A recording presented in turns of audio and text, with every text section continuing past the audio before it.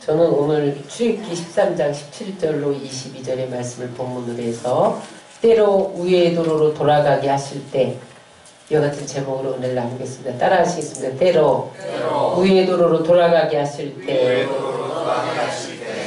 운전을 하다 보면요 가끔 길이 막혀서 표지판에 우회하시오 이렇게 쓰여있는 것을 발견하게 됩니다. 이 우자는 멀 우자예요. 회자는 돌 회자예요. 멀리 돌아가시오. 그렇게 써있는 것을 볼 수가 있어요. 영어로 detour라고 하는데 이 길은 안 되니까 다른 길로 멀더라도 빙 돌아가라는 뜻이죠.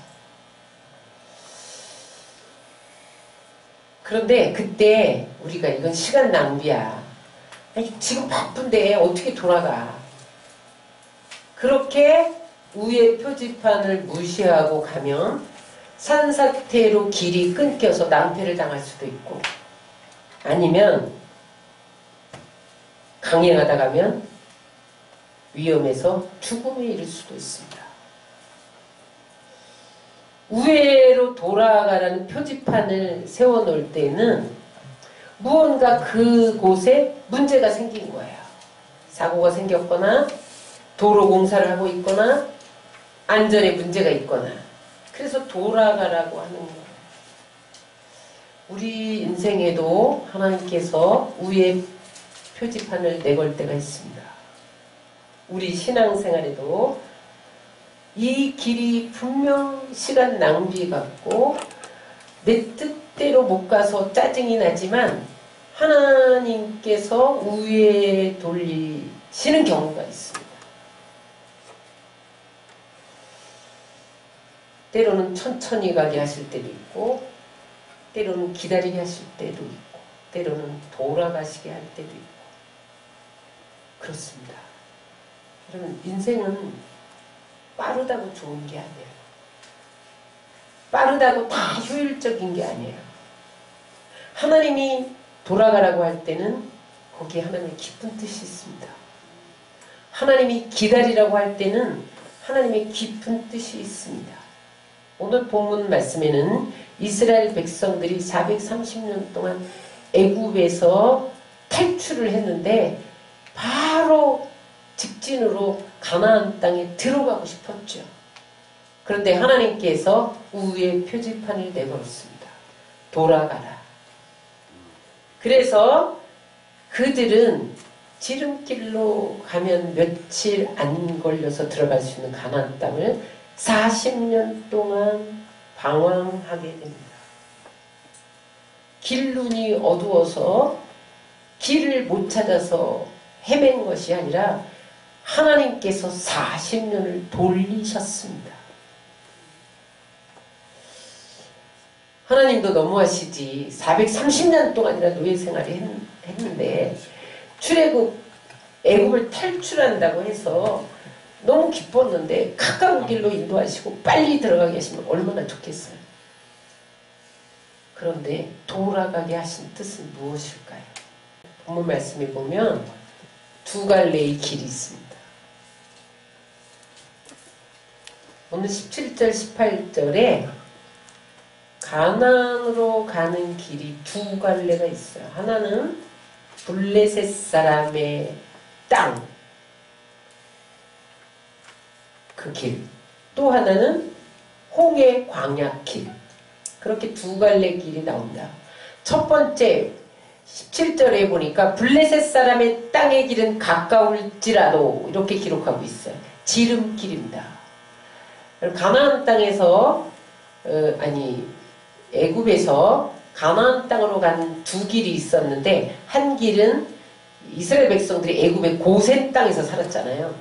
고센에서 지중해를 통과하고 블레셋을 거쳐가면 가나안 땅에 가장 빠르게 들어갈 수 있는 지름길이 있었습니다. 그런데 하나님께서 그 지름길로 인도하지 않으셨다는 거예요. 이 지름길은 애굽의 그 18대 왕조가 북방 정책을 썼어요. 그때에 왕의 대로를 놓았어요. 그래서 가나안 지경에서 애굽으로 오가면서 무역을 하는 그런 장사꾼들이 지나도록 아주 넓은 길을 닦아 놓았어요. 그리고 그 길로 가면 가까운 길이에요. 지름길이에요. 여러분, 고센 땅에서 가나안까지 직선거리로 몇 킬로냐면 320km예요. 멀지 않아요. 그러니까 이제 거기 노약자도 있었고 짐승도 가축도 같이 딸려 들어갔잖아요. 그러니까 노약자들 보살피면서 짐승들 몰아가면서 천천히 갔다 할지라도 한 달 이상 걸릴 수 없는 길이에요. 성지순례 가보니까요, 차 타고 몇 시간이면 가더라고요. 지름길은 가까운 길입니다. 지름길은 직선길이기 때문에 편안한 길이에요. 그리고 넓어요. 험하지 않아요. 그런 길이 있었어요. 두 번째, 우회하는 길, 돌아가는 길이 있었어요. 18절에 뭐라고 기록합니까? 그러므로 하나님이 홍해의 광학길로 돌려 백성을 인도하시니, 고센 땅에서 또 하나 가나안으로 갈 수 있는 길은 서쪽의 홍해길입니다.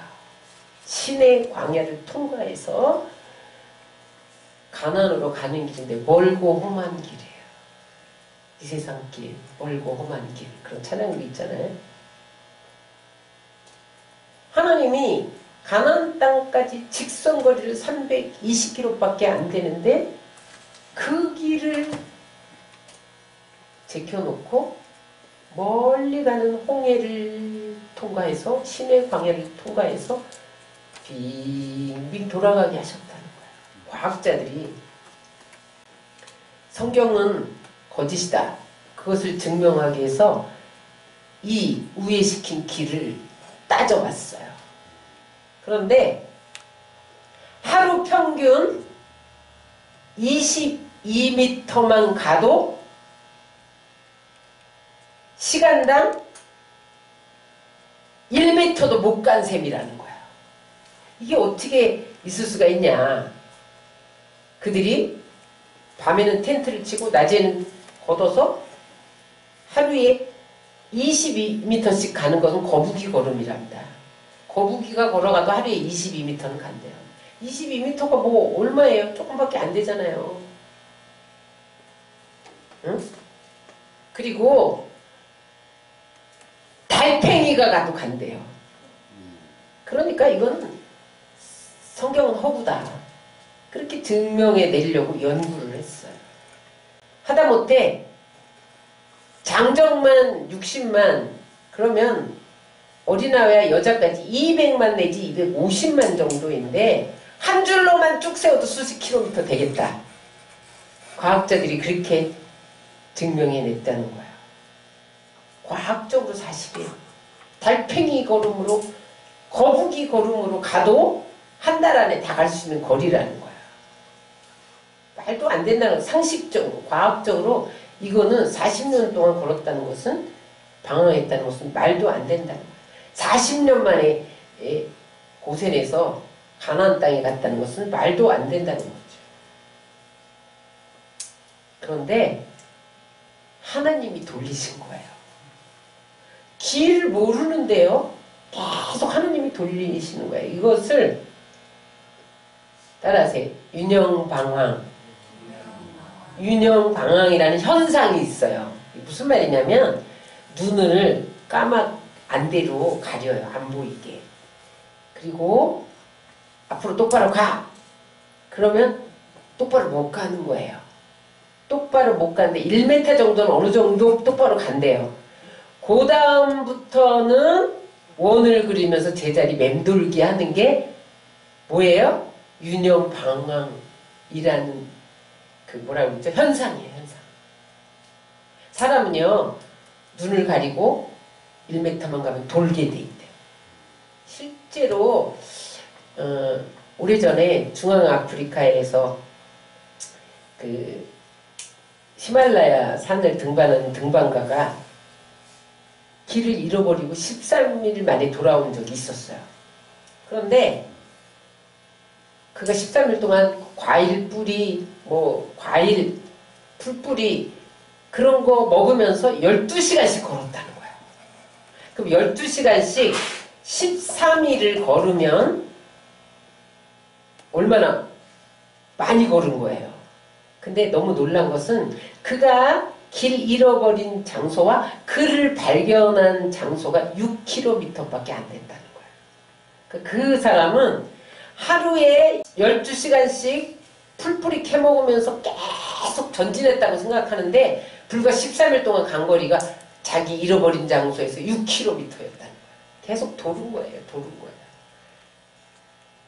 여러분, 사람이 길 잃어버리면 돌게 돼 있어.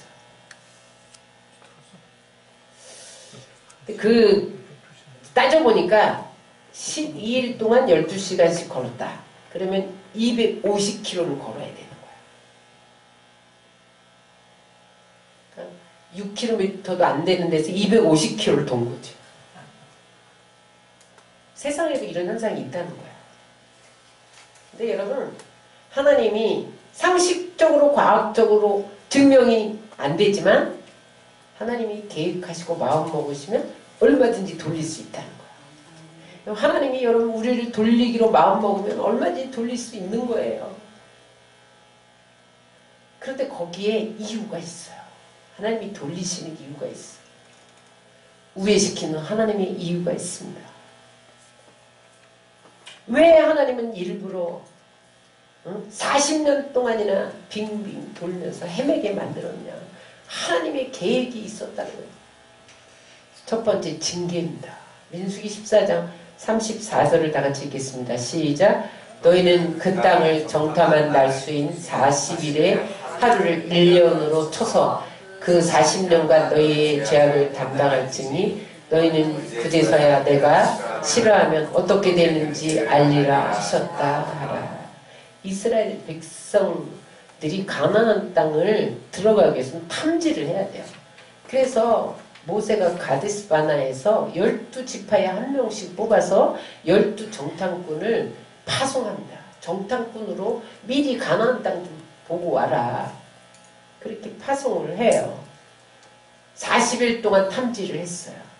근데 그때에 10정탐꾼이 돌아와서 뭐라고 하냐면 그 땅은 아낙 자손들이 사는데 그 사람들의 그 등치를 보니까 우리는 메뚜기 같다.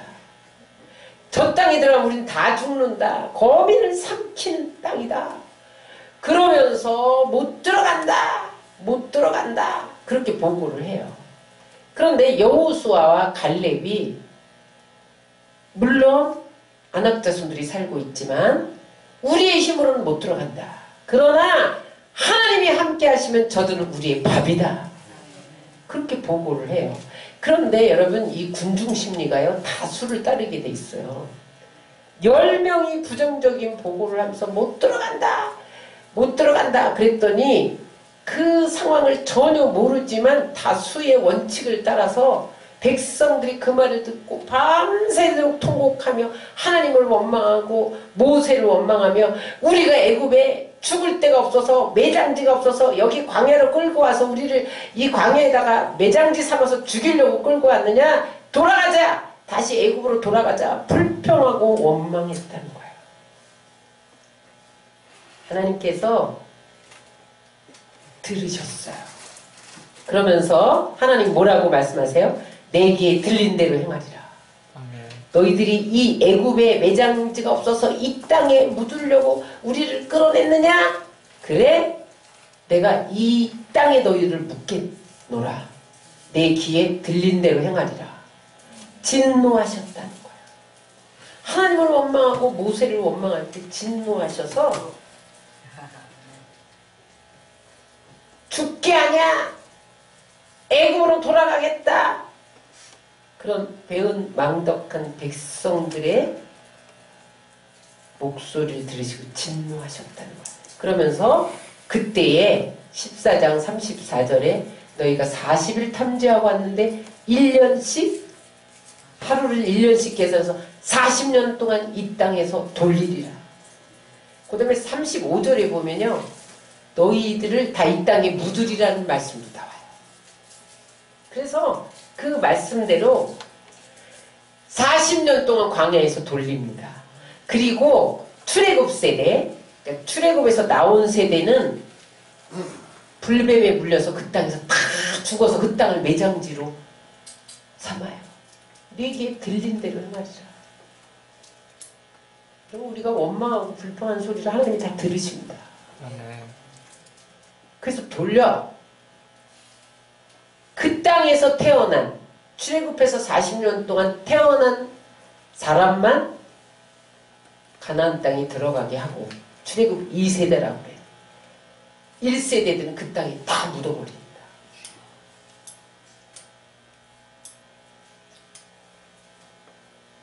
그래서 하나님이 그 원망 불평하는 채로 가나안 땅에 들여보냈다가는 더 불순종하고 멸망당할까봐 하나님이 40년을 돌리면서 불평과 원망의 찌꺼기를 제거하신 거예요. 돌리면서 하나님이 우리의 가는 길에 뜻하지 않은 장애물을 보낼 때가 있습니다. 그래서 박차고 나가려고 하는데 백을 써봐도 수단과 방법을 다 동원해도 내 실력을 다 동원해도 이게 안 열릴 때가 있어요. 그러면 할 수 없죠. 돌 수밖에. 그렇다면 하나님이 우회시키고 있는 거예요. 여러분, 빨리 가야 되는데 지금 뭐가 막혀 있어요. 그럴 때 돌아보아야 됩니다. 내가 불평하고 투덜거리고 있는지, 불순종하고 있는지. 여러분, 불평과 원망은 마귀가 들어오는 통로예요. 그러나 감사는 하늘문을 여는 암호인 것을 믿으시기 바랍니다. 불평을 빨리 감사로 바꿔야 돼요. 그렇지 않으면 계속 40년 돌립니다. 하나님. 계속 돌립니다. 불평, 원망하지 않을 때까지 돌립니다. 그래서 이스라엘 백성들은 원망과 불평 때문에 40년을 당하는데, 또 하나 하나님이 40년을 돌리신 이유는 연단입니다. 오늘 본문 말씀 17절 하반절에 보면 다 같이 읽겠습니다. 시작. 이는 하나님이 말씀하시기를 이 백성이 전쟁을 하게 되면 마음을 돌이켜 애굽으로 돌아갈까 하셨습니다. 가깝고 쉬운 길이, 지름길이 있었는데 거기에는 블레셋 훈련된 군인들이 주둔하고 있었다는 거예요.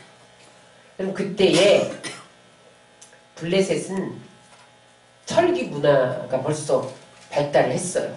그래서 무기들을 철로 만들었어요.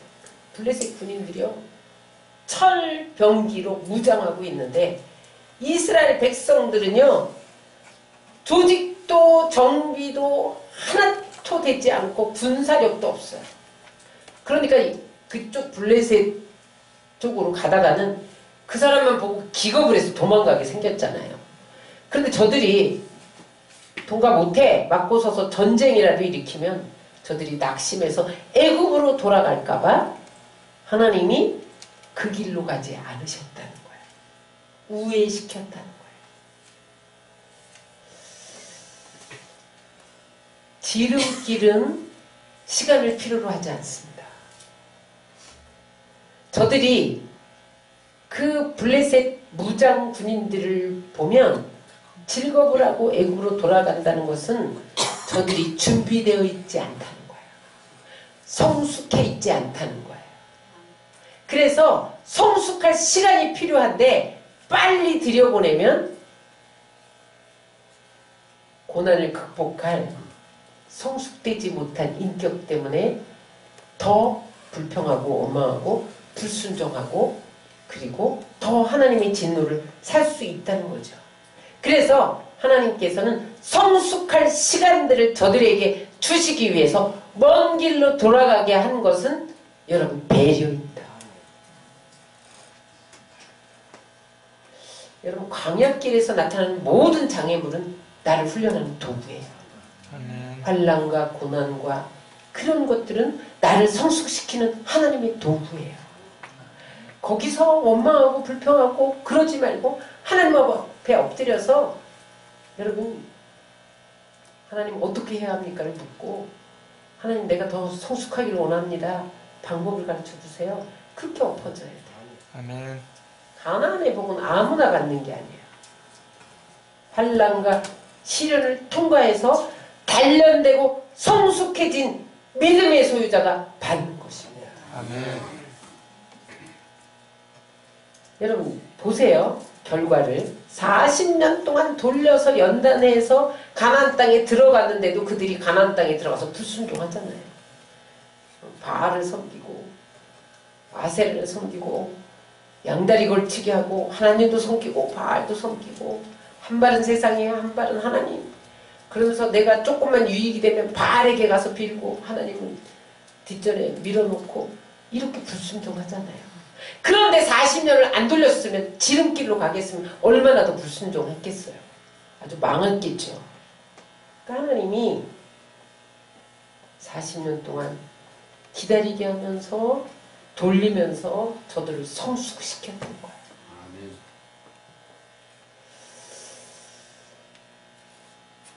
여러분 우리의 인생길에도 하나님이 편안하고 지름길로 인도하시지 않고 굽이굽이 돌아서 험한 길을 가게 하실 때가 있습니다. 그때 원망하지 말고 하나님의 숨겨진 깊은 뜻을 발견하려고 하나님 앞에 엎어져야 됩니다. 이사야 선지자를 통해서 하나님은 이렇게 말씀하셨습니다. 내 생각이 너희 생각과 다르며 내 길은 너희 길과 다름이니라 여호와의 말씀입니다. 내 생각이 다 하나님의 생각이 아니에요. 내 생각은 내 생각일 때가 너무 많아요.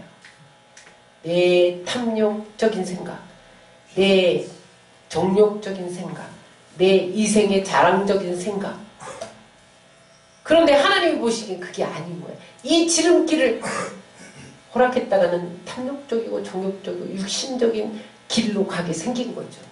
그러니까 하나님이 돌리면서 불순물을 제거하는 거예요. 우리 안에 독을 제거하는 거예요. 세상적인 것들을 제거하는 것. 여러분들이 지금 연단하고 있는 도구가 무엇인지 돌아봐야 됩니다. 어떤 사람에게는 관계일 수 있어요. 어떤 사람에게는 물질일 수 있어요. 어떤 사람에게는 가족일 수도 있어요. 어떤 사람에게는 질병일 수도 있어요. 그러나 여러분 이 장애물들은 나를 죽이려고 우리 앞에 놓인 것이 아니라 나를 연단하여 성숙하게 하려는 광야의 도구들이라는 것을 기억하십시오. 거부하지 마세요. 우리는 거부하고 싶어요. 그러나 하나님은 반드시 시련을 통해 우리를 연단하신 후에 정금되어 나오게 하시는 것을 믿으시기 바랍니다. 욥이 그렇게 고난을 받으면서 뭐라고 고백합니까? 내가 가는 길을 그가 아시나니 그가 나를 단련하신 후에는 내가 순금같이 나오리라. 하나님이 나를 순금처럼 불순물을 쏙 빠지게 하려고 고난의 용광로 속에 집어넣었다는 거예요. 대개 운전하다가 만난 우회 표지판은 공사 중입니다. 지하철 공사 중, 도로 수리 중, 무슨 지하 배관 작업 중, 뭐 이래요. 대개 위에 그 표지판은 공사 중이기 때문에 내걸어요. 여러분, 우리가 가는 길에 길이 막혀 돌아갈 때에 하나님 우리 인격을 공사하는 시간이에요. 뾰족해서 남을 찌르는 성품 하나님이 둥글게 공사하는 중이에요. 교만한 것, 불평하는 것, 변명하는 것, 합리화하는 것, 이런 것들 거역하는 인격을 하나님 공사 중입니다. 그래서 우회시키면서 그 인격이 하나님이 원하는 인격이 되었을 때에 하나님이 직로의 우회 표지판을 치워요. 직진해도 돼. 이렇게 하시는 거예요. 두 번째, 하나님은 우리에게 우리의 표지판을 내놓을 때 인격뿐만 아니라 상황을 공사 중이다. 하나님이 상황을 지금 수리하고 계세요. 그래서 여러분, 내가 공사할 때 나만 공사하는 게 아니에요. 하나님이 나를 다루실 때 내 주변 사람들도 다 함께 다루는 거야. 나와 관련된 모든 사람. 내 가족도 다루고, 내 동료도 다루고, 내 이웃도 다루고, 나와 관련된 사람이 이 우의 표지판 속에서 다 돌면서 상황을 공사시키는 거야.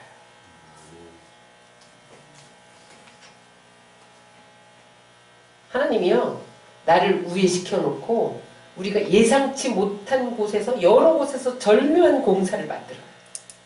그래서 나중에 합력하여 선을 이루게 해요. 아멘.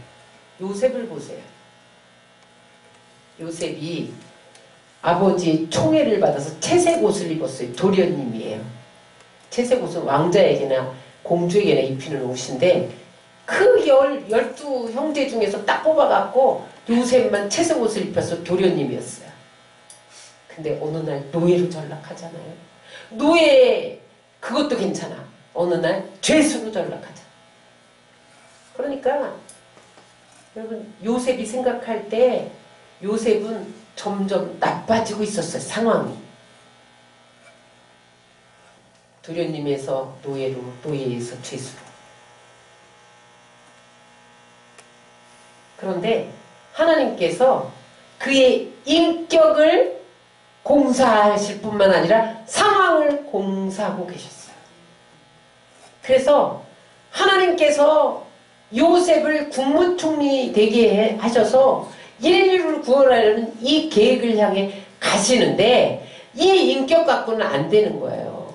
그래서 인격을 공사하면서 하나님이 상황을 만들어 가는데, 어떻게 만들어 가냐면, 노예로 팔렸는데 그때의 시위대제 보디발의 집으로 들어가게 한 거예요. 절묘한 만남입니다. 그때의 대통령 경호실장이 시위대장입니다. 여러분, 대통령 경호실장이 사는 집에서 총무로 모든 재산을 관할하게 했다는 것은, 장차 그가 정계 진출해서 국무총리가 됐을 때 이 나라의 옥세를 받아야 하는 것을 연습시키기 위해서 상황을 공사하고 계셨던 거예요. 그 다음에 감옥에 갔는데 떡 맡은 관원장, 술 맡은 관원장을 만나게 합니다. 그들을 알아야만 바로를 만날 수가 있어요. 그러니까 하나님이 요셉을 우회시키면서 상황을 공사하고 계셨어요. 최측근이죠. 떡 맡은 관원장, 술 맡은 관원장. 그러니까 바로에 대해서 듣게 되고 알게 되고, 그 나라의 흐름에 대해서 알게 되고 듣게 되고, 상황을 파악하게 하셨던 거예요. 또 하나, 하나님이 누구도 공사했냐? 바로도 공사 중이야. 바로가 요셉을 만날 때까지 거기서 더 갈급해져야 돼. 요셉이 절실해져야 돼. 그러기 위해서 바로의 상황을 만들고 인격을 공사 중에 계셨어요. 그래서 그렇게 우애하고 있는데 하나님이 찬스를 주신 거예요. 어느 날 떡 맡은 관원장, 술 맡은 관원장이 꿈을 꿨는데 해석할 자가 없어요. 하나님이 요셉을 등용시키기 위해서 그에게 지혜를 부어주신다. 그래서 떡 맡은 관원장이 꿈은, 너는 3일 후면 바로가 불러서 네 목을 칠 것이다. 술 맡은 관원장, 너는 3일 후에 복귀시킬 것이다. 그렇게 해석했는데 그대로 되었어요. 그때 술 관원장이 복귀할 때 바지가랑이 잡고 요셉이 매달렸잖아요. 나 좀 출국시켜줘. 난 억울하게 들어왔어. 너 바로에게 말해줘. 나 좀 꺼내줘. 그랬더니 까마득하게 잊어버린다. 아직 요셉의 인격이 공사 중인데 2년을 더 공사해야 할 시간이 남았던 거예요. 그러니까 하나님이 2년 동안 술 맡은 관원장의 생각 속에서 요셉을 지워버립니다. 2년 동안 모든 꿈이 깨어졌죠. 나는 이제 여기서 사형당할 수도 있겠구나. 못 나갈 수도 있겠구나. 근데 그때에 요셉이 그 가운데서도 절망하지 않고 죄수들을 섬기는 모습을 보시고 이제 됐어. 그렇게 합격 점수를 매기신 하나님께서 바로의 꿈을 꾸게 하십니다. 요셉을 불러오도록. 바로가 회개한 꿈을 꾸고 온 현인들을 술객들을 다 불러서 해몽하라고 했는데 하나도 해몽 못하는 거예요. 그때 술 관원장 머릿속에 요셉이 떠오릅니다. 여러분 그 생각을 떠오르게 하시는 이가 하나님이세요. 아멘. 그래 누구도 해석 못했던 내 꿈을 저 감옥에 갇혀있는 요셉이 해몽해줘서 내가 복직했지. 요셉을 추천합니다. 당장 불려 나와서 바로의 꿈을 해석하니까 그때 바로가 너는 하나님의 신에 감동된 사람이로다. 그러면서 당장 국무총리 다 맡겨.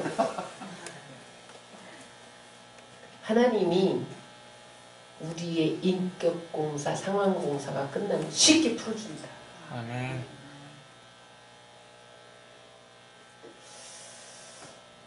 하나님은 언제나 최고의 응답을 준비하고 계세요. 아멘. 그런데 내가 설 익었기 때문에 우회시키고 있는 거야. 난 너에게 베스트를 줄 거야. 근데 네가 베스트가 아닌데 내가 어떻게 베스트를 주냐. 너를 베스트로 만든 다음에 베스트를 줄 거야. 그래서 우회시키는 거야. 우회시킬 때는 항상 내 계획과 하나님의 계획이 충돌합니다. 근데 하나님이 내 계획을 취소시켜버려요. 근데 그게 좋은 거예요. 왜냐하면 내 계획보다 하나님의 계획은 훨씬 뛰어납니다. 아멘. 하늘이 저렇게 높은데 내 생각이 거기 못 따라가는 거예요. 그래서 내 계획보다 훨씬 높은 하나님의 계획이 내게 다가오고 있다. 그것을 믿고 내 계획을 취소하는 것, 그것을 가지고 기다리는 것, 그것이 믿음입니다. 시편 기자는 우회를 끝난 다음에 이렇게 고백했어요. 시편 119편 67절을 다 같이 읽겠습니다. 고난당하기 전에는 내가 그릇 행하였더니 이제는 주의 말씀을 지키나이다. 고난이 무익한 것 같았는데 그렇지 않다는 거예요.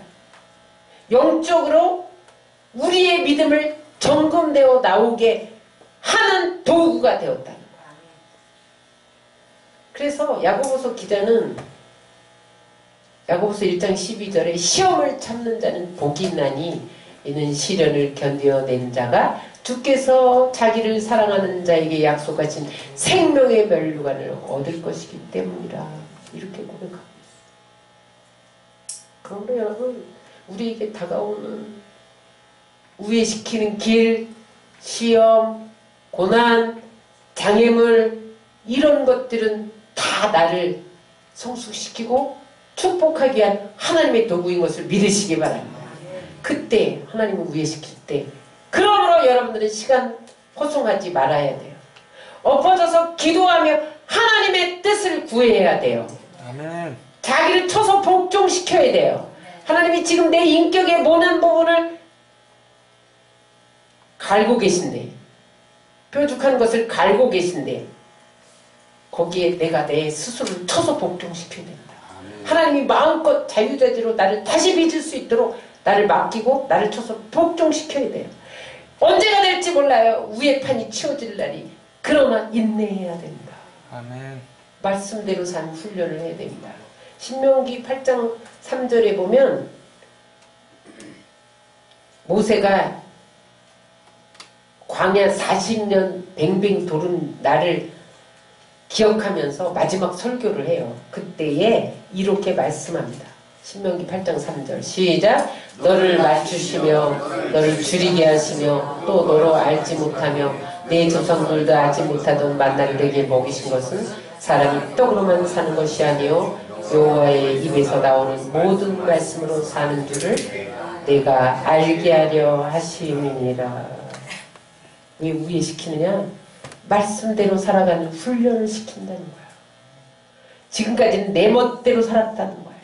내 고집대로 살았다는 거예요. 내 뜻대로 살았다는 거예요. 그러나 하나님이 우회시키면서 너를 낮추고 배고프게 하고 그랬지만 하나님이 너 배고프지? 너 죽을 것 같지? 내가 너를 먹이는 하나님이야? 만나를 내리시고 그렇게 했던 것은 네가 말씀대로 살면 어떻게 된다? 이 가나안 땅을 누릴 수 있다. 그것을 알게 하시기 위해서 하나님이 우회시켰다는 거예요. 하나님이 우회시킬 때 하나님 우리에게 하는 훈련입니다. 말씀대로 사는 훈련. 근데 그 우회시키는 표지판이 치워졌어. 말씀대로 살다가 또 세상 길로 갔다. 그럼 하나님이 또 위에 표지판을 내고시는 거예요. 반복된다. 그러나 여러분 지혜로운 자는 자기를 쳐서 복종시키고 말씀대로 삶으로 직진할 수 있는 거야. 또 하나 있어요. 그런데 하나님이 그들을 연단하고 징계하면서도 홀로 내버려두지 않았다는 거예요. 불기둥 구름기둥으로 함께 해주셨다는 거예요. 그런데 중요한 게 있습니다. 하나님이 무조건 불기둥 구름기둥으로 함께 해주시지 않았어요. 불기둥 구름기둥만 바라보다가 그 불기둥 구름기둥이 움직일 때 따라서 움직이는 사람에게만 만나를 공급해 주시고 반석에서 물나게 하시고 추위와 더위에서 저들을 덮어주시고 피하게 하셨다는 거예요. 따라하세요. 우회시키는 길은 하나님만 바라보게 하는 훈련이다. 위만 바라봐야 돼. 불기둥 구름기둥만 바라봐야 돼. 움직이면 따라가야 돼. 안 움직이면 서야 돼. 멈추면 서야 돼. 움직이는데 안 따라가? 얼어 죽습니다. 움직이는데 안 따라가? 타 죽습니다. 굶어 죽습니다. 그 지경에만 더위를 가려주시고 추위를 가려주시고 그 지경에만 만나를 먹여주시고 불기둥 구름기둥을 따라가지 않으면 타 죽거나 얼어 죽거나 굶어 죽거나. 그래서 여러분 우리를 우회시키는 길은 하나님만 위만 하늘만 바라보도록 하는 하나님이 훈련입니다. 하나님은 왜 훈련시키느냐? 하나님의 자녀이기 때문에 그래요.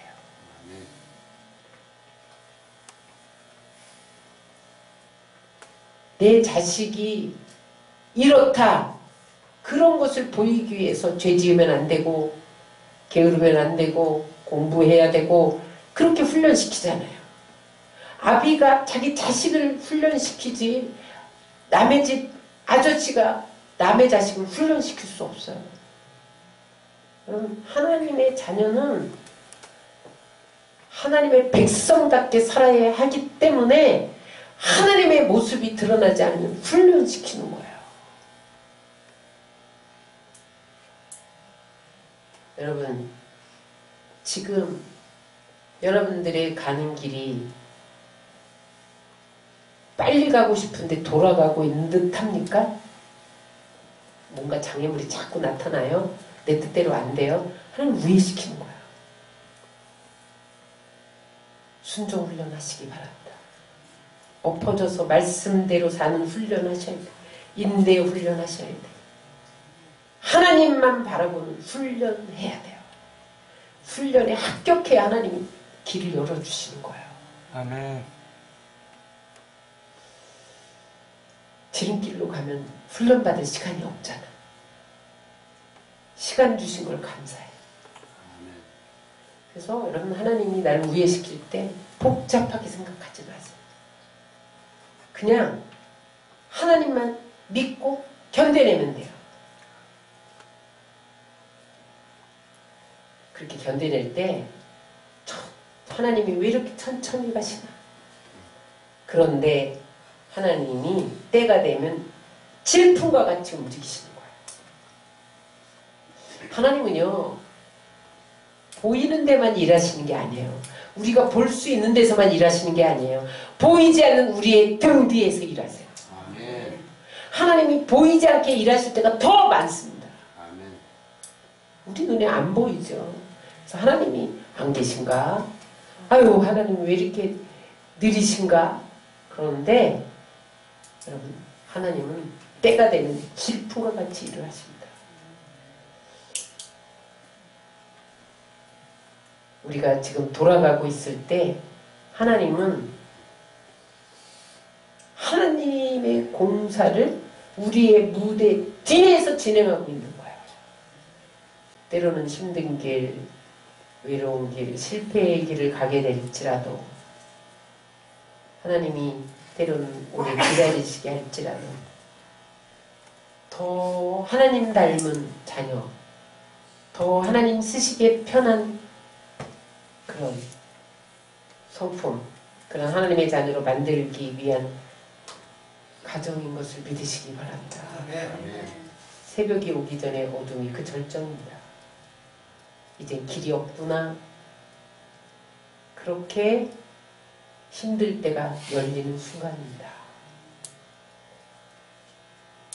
그래서 하나님이 우리를 우회시킬 때 묵묵히 순종함으로 믿음의 길을 가시는 여러분 되시기를 주의 이름으로 축원합니다. 박노의 시인이 굽이 돌아가는 길 이런 시를 썼어요. 우리 천천히 한번 낭송하겠습니다. 읽지 말고 천천히. 시작. 올곧게 뻗은 나무들보다는 휘어 자란 소나무가 더 멋있습니다. 똑바로 흘러가는 물줄기보다는 휘청 굽이친 강줄기가 더 정답습니다. 일직선으로 뚫린 빠른 길보다는 산 따라 물 따라 가는 길이 더 아름답습니다. 고든 길 끊어져 길이 없다고 주저하지 마십시오. 돌아서지 마십시오. 삶은 가는 것입니다. 그래도 가는 것입니다.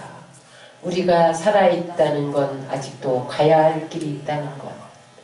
고든 길만이 길이 아닙니다. 빛나는 길만이 길이 아닙니다. 서로가 길이 되어 가는 것입니다. 생을 두고 끝까지 가는 것입니다. 돌아가는 길이 더 아름다울 수 있어요. 돌아가는 길이 우리를 더 아름다운 사람으로 만들어 갑니다. 하나님 우회시킬 때 하나님이 가장 기뻐하시고 가장 아름다운 여러분들로 빚어가고 있는데 합격하시기를 주의 이름으로 축원합니다.